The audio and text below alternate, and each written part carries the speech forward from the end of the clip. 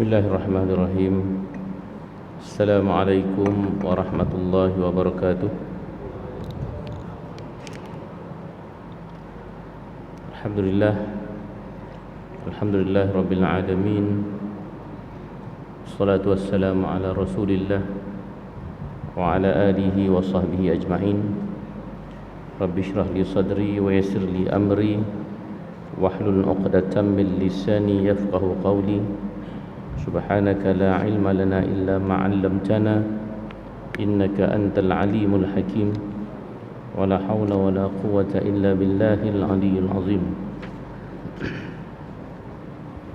Allahumma zidna ilma warzuqna fahma. Allahumma iftah alaina futuhal arifin warzuqna fahma man nabiyyin bija'i khatamil mursalin. Allahumma faqihna fid din wa 'allimna at-ta'wil wa hdina as-siratal mustaqim. Alhamdulillah, kita bersyukur kepada Allah Subhanahu wa taala atas segala nikmat dan pemberian dari Allah yang membolehkan kita terus tunduk patuh beriman kepada Allah Subhanahu wa taala, dan kita juga dikurniakan pelbagai nikmat ilmu untuk kita memahami jalan kebenaran dan jalan hidayah kepada Allah Subhanahu wa taala melalui huraian-huraian yang diberikan oleh para ulama yang muktabar seperti Imam Al-Ghazali rahimahullah. Seperti yang kita sedang bacakan ini, kitab Al-Ilm daripada Ihya Ulumuddin merupakan kitab yang penting kerana ia merupakan muqaddimah kepada penjelasan Imam Al-Ghazali berkaitan dengan ilmu-ilmu agama. Jadi penting sekali untuk kita memahami makna ilmu itu sendiri sebelum kita pergi lebih mendalam terhadap apakah dia ilmu-ilmu yang harus dihidupkan semula dalam kehidupan kita, insya-Allah. Kita sedang berbicara tentang istilah-istilah, perkataan-perkataan yang maknanya sudah berubah dari makna yang asal, dan sebahagiannya telah salah guna dengan cara-cara yang tidak betul. Dan istilah yang sedang kita baca sekarang adalah istilah zikir dan tazkir. Zikir dan tazkir, seperti yang kita pernah sebut sebelum ini, kata Imam Al-Ghazali, nama ataupun atas nama zikir dan tazkir atau tazkirah ini kadang-kala ada penyelewengan dan penyalahgunaan apabila ramai dalam kalangan yang sepatutnya memberikan tazkirah ataupun mengingatkan masyarakat dan umat manusia kepada Allah Ta'ala, tetapi mereka telah menggunakan majlis-majlis ini untuk banyak menceritakan cerita-cerita, dan cerita-cerita itu lebih banyak kepada akhirnya menjauhkan manusia daripada mengingati Allah, berbanding dengan sepatutnya tazkirah itu mengingatkan manusia kepada Allah Subhanahu wa taala. Kita sampai kepada muka surat 145 dalam kitab tu 145, apabila Imam Al-Ghazali menyamakan kisah-kisah yang lara ni, kisah-kisah yang melalaikan ini dengan salah satunya ialah syair-syair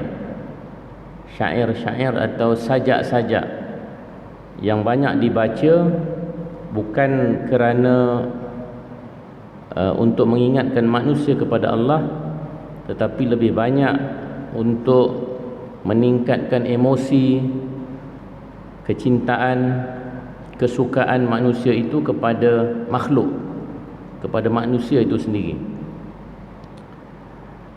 Dan syair itu pada zaman Nabi sendiri atau zaman jahiliyah itu sendiri sudah banyak mengandungi perkara-perkara yang dicela. Sebab itu apabila Al-Quran turun, Al-Quran pun menyebut, misalnya di atas tu ada ayat dalam surah Asy-Syu'ara. Surah tu sendiri pun surah tentang penyair-penyair. Ayat 24 dan 25 itu menyebut wasyu'ara'u yattabi'uhumul ghawun alam tara annahum fi kulli wadin yahimun. Yang bermaksud, dan penyair-penyair itu selalunya diikuti oleh orang-orang yang jahat. Selalunya yang duk follow penyair-penyair ini, pada zaman itu pun sudah ada budaya yang mengikut itu adalah orang-orang yang tidak baik. Tidakkah engkau lihat bahawa mereka mengembara di setiap lembah dengan tidak ada tujuan? Selalunya penyair ni dia boleh bawa kita terbang tinggi dengan dia punya metafora, dengan dia punya bahasa-bahasa yang indah. Dia boleh membawa kita ke padang pasir yang luas, ke lautan yang luas dengan bahasa-bahasanya. Tetapi kata Al-Quran, dia tak ada tujuan yang jelas. Kemana nak dibawa itu tidak jelas. Itulah penyair. Ada penyair ke kat masjid ni? Marah pula dia kita. Nanti sampai habis nanti ada qualification daripada Imam Ghazali. Ada syair yang okey dia kata. Tapi lazimnya penyair tu dah jadi satu budaya yang lebih banyak membawa kepada keburukan. Kenapa? Kerana objek pujiannya itu dah bukan lagi Tuhan, tetapi objek pujian tu lebih banyak kepada makhluk, kepada manusia, khususnya wanita. Kalau wanita pula syairnya kepada lelaki, memuji. Jadi temanya ialah tema cinta. Hari ini lagulah yang paling dekat lagu-lagu kita hari inilah. Tak banyak lagu-lagu yang tema kemanusiaan ke, tema tolong menolong ke. Kalau ada tema tolong menolong, orang tak dengar lagu tu. Tapi kalau ada tema pasal cinta, pasal apa, cintaku sampai ke Ethiopia kan, itu memang sedap betul tu. Jauh kan, padang pasir sana tu kan, Ethiopia sana tu, kawasan yang kering. Itulah kuatnya peranan dan juga kuasa syair ni, kerana dia bermain dengan perasaan dan dia bermain dengan perumpamaan, metafor. Lagu-lagu dia punya poetry ini, kekuatannya adalah dia akan menggunakan metafora. Sebab itu kalau dengar tu dia high semacam aja. Kalau cinta tu akan bertambah-tambahlah cintanya, sanggup berenang di lautan api dan lain-lain lagi ya. Okey. Sebab itu Al-Quran sendiri mengingatkan bahawa wasyu'ara'u yattabi'uhumul ghawun. Selalunya yang ikut para syu'ara, para penyair ini adalah orang-orang yang lagha, ghawun. Alam tara annahum fi kulli wadin yahimun. Tidakkah kau melihat bahawa mereka ini mengembara di setiap lembah tetapi tidak ada tujuan. Dan dalam ayat yang lain, surah Yasin yang selalu kita baca, wa ma 'allamnahu syi'ra wa ma yanbaghi lah in huwa illa dzikrun wa qur'anun mubin. Dan kami tidak mengajarkan syair kepada Muhammad, dan syair itu malah tidak layak dan tidak patut baginya, bagi Rasulullah sallallahu alaihi wasallam. Kerana antara tuduhan orang-orang kafir Quraisy terhadap Nabi Muhammad, bila turun wahyu, kan orang Arab jahiliyah ni antara kekuatannya adalah syair. Malah mereka ada banyak ini panggil muallaqat, pertandingan syair-syair yang hebat-hebat, sastra menggunakan bahasa-bahasa yang indah-indah, dan yang menang tu nanti akan digantung di Kaabah. Itu dah jadi budaya orang-orang Arab jahiliyah. Tapi memang hebat pun bahasanya. Sebab itu kadang-kala ulama-ulama kita pun ketika nak mentarifkan satu-satu istilah, mereka merujuk kepada bahasa yang telah digunakan oleh orang-orang Arab jahiliyah, kerana hebatnya mereka dari sudut bahasa ni. Dan syair juga.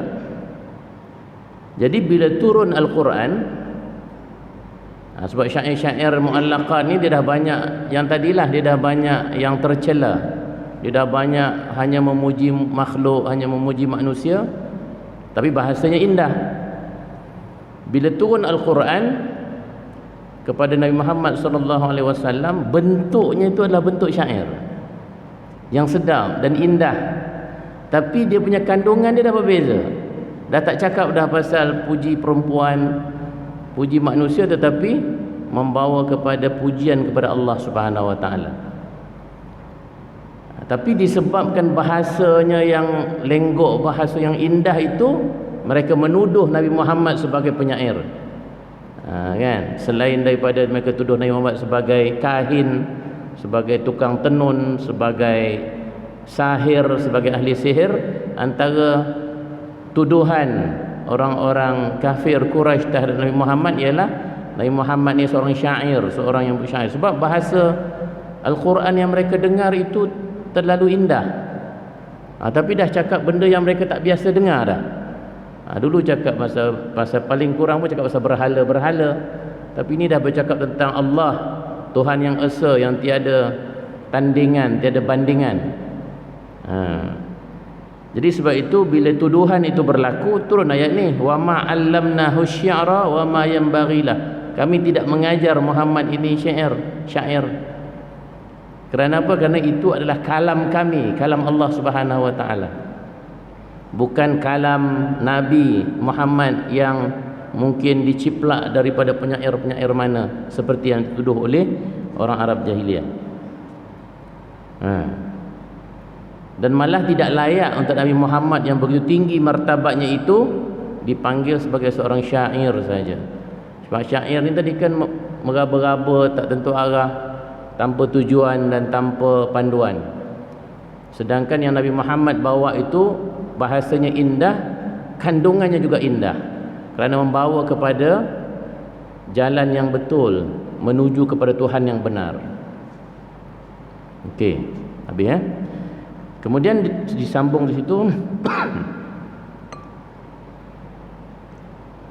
kebanyakan syair yang dibiasakan oleh juru-juru nasihat ialah apa yang menyangkut dengan penyifatan kepada kerinduan, keelokan, kecantikan yang dirindukan, senangnya ada hubungan dan pedihnya berpisah. Jadi kebanyakan syair-syair yang ada pada hatta zaman terkemudiannya, kan hari ni kita tak berapa nak dengar syair-syair ni, tapi lagu. Sebab lagu itu pun cerminan kepada poetry, kan, syair-syair juga.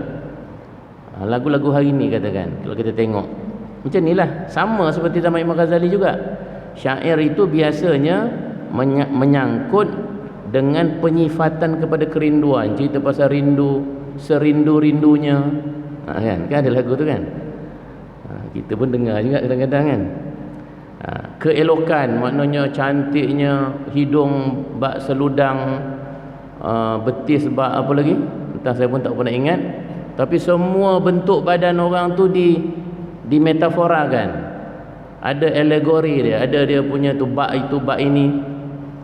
Jadi orang yang dengar pun dia terbayang benda-benda tu lah. Terbayang tubuh orang tu, terbayang cantiknya, terbayang ikal mayangnya dia punya rambut. Yang kebetulan bercinta tu lagilah hangat dia punya perasaan. Padahal yang dia sayang tu tak cantik macam dalam lagu tu pun. Tapi sebab lagu tu dah macam meracuni dia, dia dah teringat dia punya tu yang tak berapa jelita tu pun jelita macam dalam lagu. Yang perempuan pula lagu yang memuji lelaki yang handsome yang tu pun, padahal yang dia punya tu tak ada apa-apa pun kan. Contoh, ni bukan kat sini ni dekat negara lain. Jadi itulah dia peranan syair.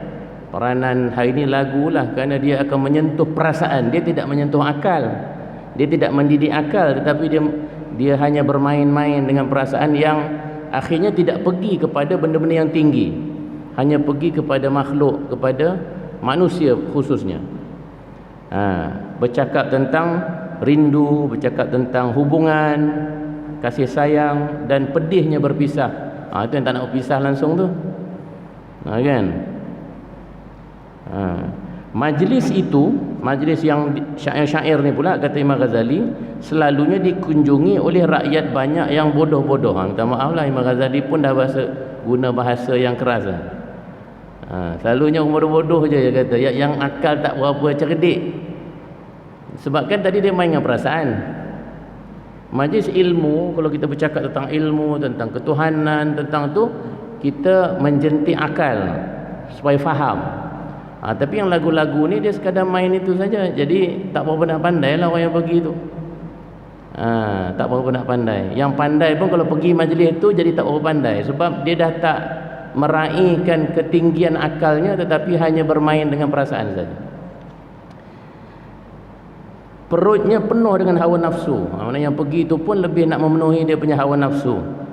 Hatinya tidak terlepas daripada menoleh kepada rupa yang manis. Tadilah dia hanya terpandang wajah yang cantik, terbayang benda-benda yang begitu sahaja. Dari itu syairnya tidak bergerak dari jiwanya, kecuali ia terpaut padanya. Jadi hatinya itu hanya bermain dengan perasaan-perasaannya dan melekat kat situ. Maka berkobarlah api hawa nafsu padanya. Lalu mereka pun berteriak dan menari-nari. Betul lah kan? Kalau dah sedap tu, akhirnya dia jadi mabuk. Mabuk saja dengan perasaan, dan itu yang mudah untuk berlaku benda-benda yang liar dan lain-lain lagi. Okey. Kebanyakan yang demikian atau seluruhnya membawa semacam kerosakan. Selalunya benda-benda macam tu dia tidak membawa kepada kebaikan. Yang ada hanyalah kerosakan. Kan, kerosakan jiwa. Kerosakan jiwa, malah mungkin kerosakan jasmani juga. Kan, kalau dah menari-nari apa semua tu, kalau sihat tak apa kan, tapi mungkin yang diminumnya, yang apa semua pun benda-benda yang haram akan rosak jiwa dan raganya akan rosak.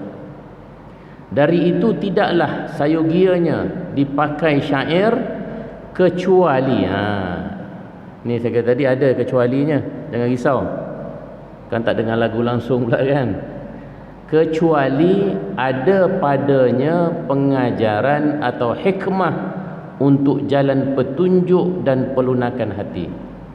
Jadi syair-syair ni masih boleh, penggunaan metafora pun masih boleh, menjentik perasaan pun boleh, tapi biarlah menjentik perasaan ke arah kecintaan kepada yang agung, kepada Allah Subhanahu Wa Taala.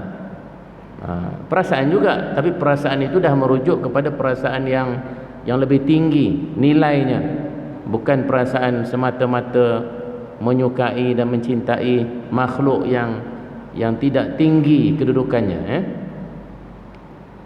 Bukanlah tak boleh mencintai manusia kan. Kita berkahwin dengan pasangan kita pun atas dasar mawaddah warahmah, kasih sayang juga. Tapi itu kasih sayang yang di-approve oleh agama, oleh Allah Subhanahu Wa Taala. Jadi kalau lagu-lagu tadi itu pergi kepada isteri kita, okeylah kan. Tapi macam tadi jugalah, lagu tu cantik, macam ideal lagu tu. Nanti ternampak pula dekat pasangan kita kekurangan-kekurangan kan. Dah berubah lah pula kan. Tadi tengah syok high je dengan lagu-lagu tu, tapi tengok realitinya, jadi eloklah kita realistik kepada keadaan kan. Realistik lah. Sebab itu Nabi pernah bersabda, inna minasyi'ri la hikmatun.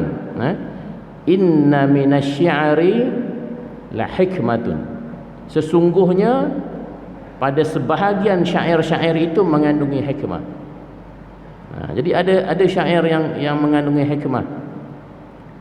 Quran itu sendiri kan tadi bila Allah turunkan Al-Quran, mukjizat Al-Quran itu ialah dia dapat menandingi kelebihan-kelebihan yang ada pada zaman itu. Kan cara Allah Ta'ala turunkan mukjizat pada Nabi-Nabi ni selalunya mukjizat itu dalam bentuk yang zaman itu memang masyarakat itu kagum dengan perkara tersebut. Zaman Fir'aun, antara yang dikagumi adalah ahli-ahli sihir. Sebab ahli-ahli sihir ni macam-macam dia boleh buat, dan dia menjadi penasihat raja pula, penasihat Fir'aun. Tiba-tiba Nabi Musa datang, Allah Ta'ala berikan mukjizat Nabi Musa itu sama, boleh menukarkan tongkat kepada ular, tetapi yang ular Nabi Musa itu adalah mukjizat. Jadi bila mukjizat bertemu dengan sihir, sihir akan tewas. Mukjizat akan a'jaza, akan melemahkan segala musuh, termasuklah sihir yang ada. Zaman Nabi Musa, zaman Nabi Isa, antara kehebatannya adalah perubatan. Orang boleh macam-macam ubat orang apa semua. Nabi Isa diberikan kelebihan bukan sekadar mengubat orang, tapi boleh menghidupkan orang yang mati. Itu tak ada dah tu, doktor dah boleh buat. Tak ada tak ada doktor KL ni yang boleh hidupkan orang yang mati. Itu mukjizat, dia selalunya mengatasi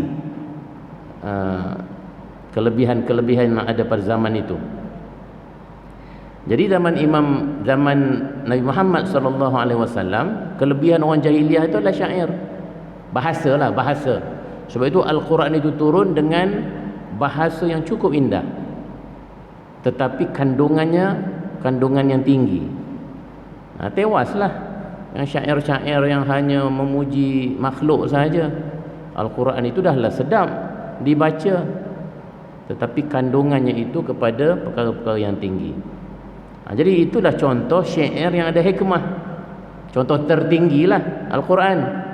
Tapi ada syair-syair yang kadang-kala dibuat oleh penyair-penyair yang alim, yang hebat hikmahnya itu, syair-syair itu mengandungi syair-syair ketuhanan. Contoh dalam sejarah Islam kita ni, ada seorang tokoh sufi yang terkenal, Jalaluddin Ar-Rumi. Dia menulis syair-syairnya dan cerita-ceritanya dalam satu kitab Al-Masnawi. Dah ditranslate dalam English pun ada, bahasa Melayu pun ada. Menarik. Antara kisah yang dibawa oleh Ar-Rumi, ada satu cerita. Dia menceritakan tentang seorang peniaga minyak wangi, seorang saudagar minyak wangi. Dia menjual minyak wangi. Kelebihan kedai minyak wanginya ialah dia ada seekor burung yang boleh bercakap. Kita burung apa? Burung kakak tua ke apa? Tapi dia panggil dalam kitab tu burung bulbul. Burung bulbul boleh bercakap, pandai bercakap, pandai ikut cakap orang lah. Jadi setiap hari ketika dia letakkan burung bulbul dia tu dalam kedai minyak wangi itu, setiap kali kalau ada orang lalu, dia akan panggil masuk. Dia kata, mari masuk, macam-macam minyak wangi ada dalam, silakan. Jadi itu tarikan kepada kedai minyak wangi dia. Ramai orang masuk kedai minyak wangi dia. Ini dalam kitab Masnawi ni. Jadi ramai orang datang, masuk, membeli. Jadi satu hari itu ketika mana saudagar peniaga ni keluar sekejap daripada kedai, burung ni dia tengah seronok bercakap, berpusing-pusing, tiba-tiba dia tertolak salah satu botol minyak wangi yang paling mahal yang dijual kat kedai tu. Tumpah habis. Dia punya oud ke apa tak tahulah. Kan, minyak wangi yang paling mahal, botol besar pula tu. Jatuh dan pecah. Jadi bila saudagar ni balik, dia tengok dah tumpah dah minyak wangi dia yang paling mahal. Punyalah dia marah. Dan dia tahulah ni kerja burung ni lah. Seronok sangat apa kan. Dia marah, dia pukulnya burung ni sampai tercabut bulu kat kepala ni. Botak habis burung tu dekat belah depan sebab pukulan daripada saudagar tuan dia ni. Jadi burung ni terus tak bercakap lepas tu, merajuk terus, kena pukul. Seminggu dia tak bercakap. Dia tak bercakap seminggu. Sampailah satu hari tu, dia nampak ada seorang tua yang tak ada rambut dekat depan. Macam kita kebanyakan lah, saya pun dah tak ada rambut dekat depan ni. Lalu depan kedai dia. Bila lalu depan kedai dia, dia mula bercakap. Apa dia cakap? Dia kata, "Engkau pun tumpahkan minyak juga ke?" Dia kata, "Engkau pun tumpahkan minyak juga ke?" Sebab dia nampak orang tu tak ada rambut kat depan. Dia tak ada rambut kat depan, kena pukul dekat dia punya tuan. Dia duk ingatkan orang tu macam dia juga. "Engkau pun tumpahkan minyak juga ke?" Dia bercakap balik. Itu je lah ceritanya. Tetapi apa dia punya hikmah? Ini penting ni. Rumi nak menyampaikan, dia kata manusia ni, dia kata selalu membuat hukuman kepada orang berdasarkan pengalaman dia. Sedangkan tidak semua betul kan. Kita sedap je mentang-mentang kita rasa macam tu, kita rasa orang, kita menghukum, menuduh orang macam tu juga. Jadi kita jangan mudah menghukum lah maksudnya. Itu salah satu hikmah yang cukup besar melalui cerita tadi, melalui metafora. Banyak lagi kisah-kisah yang menarik dalam Ar-Rumi, termasuk spiritual meaning yang pasal benda-benda kerohanian dan ketuhanan. Ini contoh kalau kita nak membaca syair-syair, kita pergi kepada penulisan-penulisan begini. Kita dulu ada Amir Hamzah. Amir Hamzah itu pun syair-syair yang ketuhanan juga. Ataupun Fansuri, Hamzah Fansuri, syair perahu, itu juga bercakap tentang kerohanian, ketuhanan. Jadi banyak, tapi mana kita tahu, ramai tak tahu je.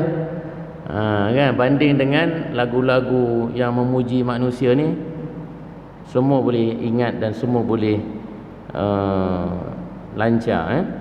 Jadi kata Rasulullah, sabda Rasulullah, sebahagian syair itu ada hikmah. Sebahagian syair-syair itu ada hikmah. Kemudian kata Imam Al-Ghazali, jika majlis itu dihadiri orang-orang tertentu yang mempunyai perhatian kepada tenggelamnya hati dengan cinta kepada Allah Ta'ala, dan tidak ada golongan lain dalam majlis tersebut, maka bagi mereka tidak ada yang melarat, bukan melarat ya, dia terjemah melarat, tapi mudaratnya syair itu. Maksudnya yang begitulah yang baik. Ada majlis-majlis syair ataupun nasyid, nasyid ataupun hari ini qasidah kan, tetapi tak bercampur antara lelaki wanita, hanya menumpukan kepada kecintaan kepada Tuhan. Itu okey, itu no problem. Syair-syair begitulah yang baik, kata Imam Al-Ghazali. Maknanya lagu-lagu ni pun okey, tapi tengok yang temanya itu tema ketuhanan lah, tema-tema ketuhanan. Yang zahiriyah hanya menunjukkan kepada hubungan sesama makhluk. maka bagi mereka tak ada mudaratnya syair itu yang zahiriahnya menunjuk kepada hubungan sesama makhluk. Maksudnya dia punya akhirnya mestilah kepada cinta kepada Allah Subhanahu Wa Taala tadi. Kerana pendengarnya dapat menempatkan apa yang didengarnya menurut panggilan hatinya, sebagaimana akan diterangkan nanti pada satu bab dalam buku ini, dalam kitab ni yang dipanggil Kitabus Sama'. Nanti rajin buka Ihya Ulumuddin, ni satu bab yang kita baca ni satu bab. Tapi di belakang-belakang kitab Ihya Ulumuddin tu ada satu bab, satu kitab lain yang dipanggil Kitabus Sama'i, kitab tentang bunyi-bunyian. Sama' ni apa yang kita dengar, tapi sebenarnya merujuk kepada inilah kedudukan syair lagu dalam Islam. Saya dah pernah bentang paper tentang Imam Ghazali punya pandangan ni tentang Sama'. Sebab apa? Sebab zaman Imam Ghazali dah ada dah majlis-majlis sufi ni, majlis-majlis qasidah, lagu-lagu yang golongan-golongan sufi buat, dan ada tuduhan mengatakan ini haram. Tapi Imam Ghazali mempertahankan, dia kata itu tidak.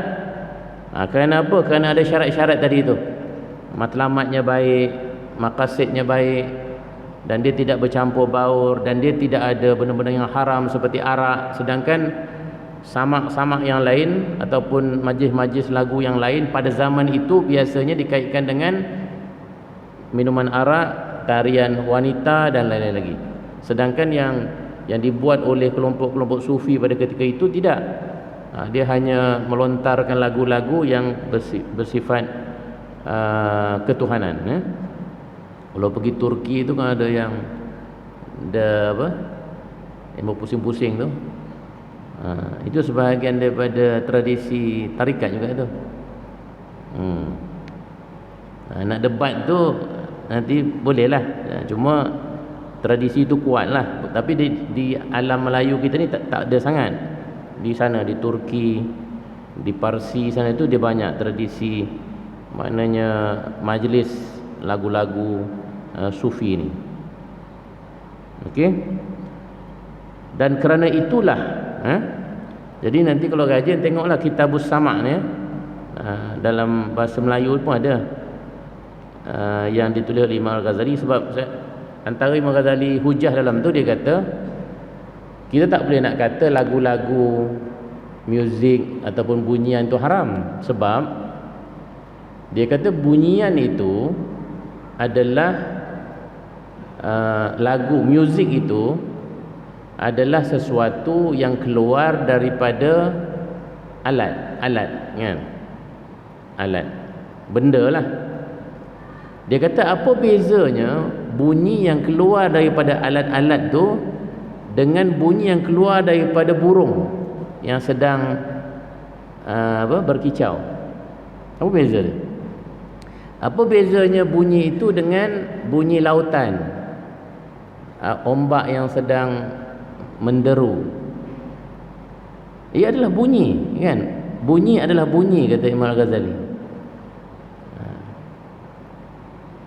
Jadi maknanya, kata Imam Ghazali, bunyi itu sendiri tak ada masalah, bunyian itu sendiri tak ada masalah. Sebab tiap-tiap hari kita mendengar bunyian. Ada bunyian yang harmoni, ada bunyian yang tak harmoni. Kalau muzik tak boleh, muzik ni paling kurang harmoni. Itu bunyi kereta yang lalu tu tak harmoni langsung dengan horn. Cuba pergi Indonesia, cuba pergi Mesir, kalau tak horn tu tak menarik. Jalan raya tu jadi tak seronok kalau tak ada horn. Saya pergi Mesir, nak pergi lagi ni Januari ni.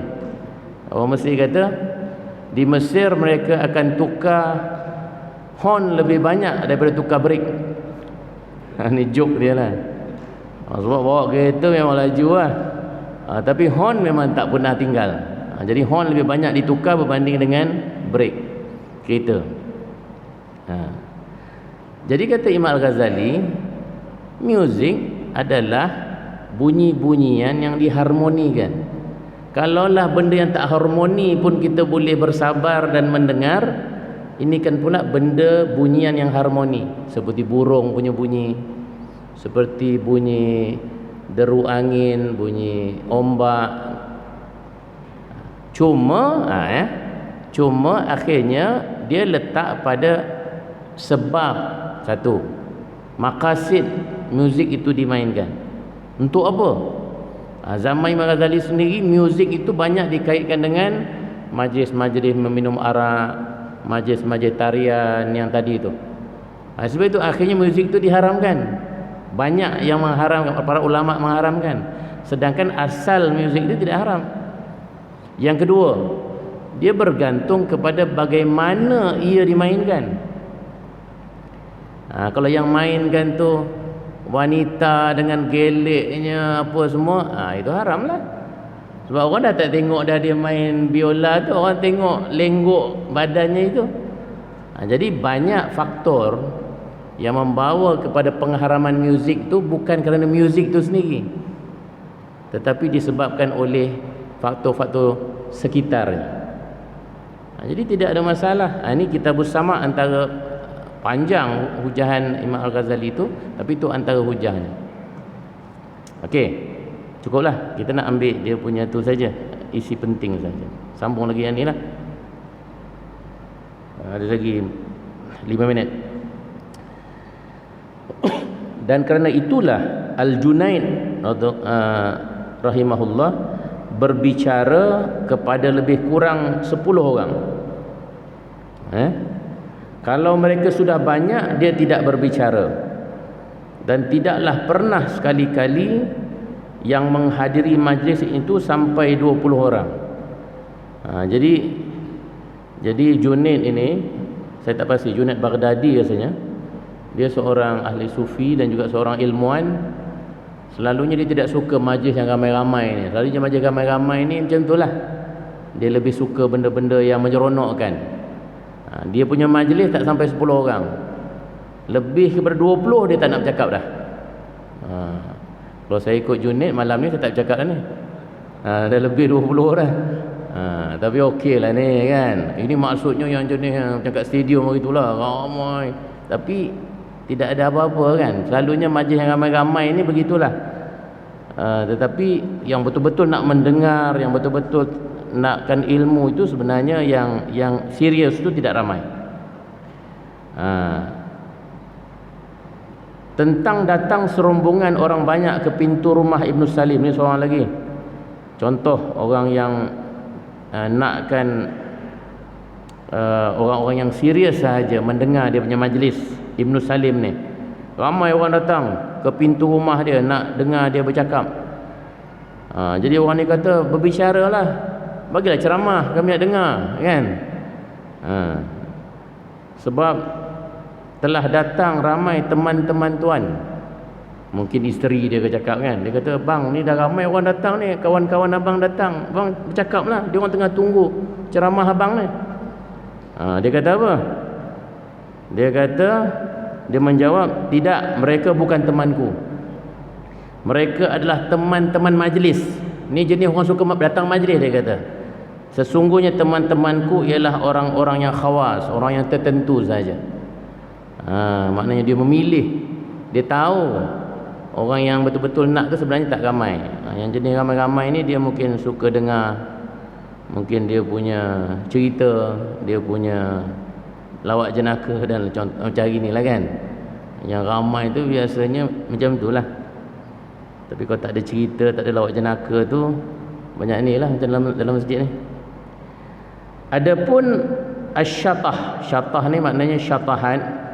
Syatahat ni pun salah satu bentuk kata-kata yang dikeluarkan oleh sufi, kadang-kadang oleh sufi, yang kadang-kadang tidak difahami maknanya kerana dia macam dah high tu, dia dah bercakap tentang hakikat-hakikat yang tinggi, doa-doa dan kata-kata yang tidak difahami. Maka yang kami maksudkan ada dua jenis yang diadakan oleh sebahagian orang-orang sufi ni. Ada dua jenis syatahat, dia panggil syatahat.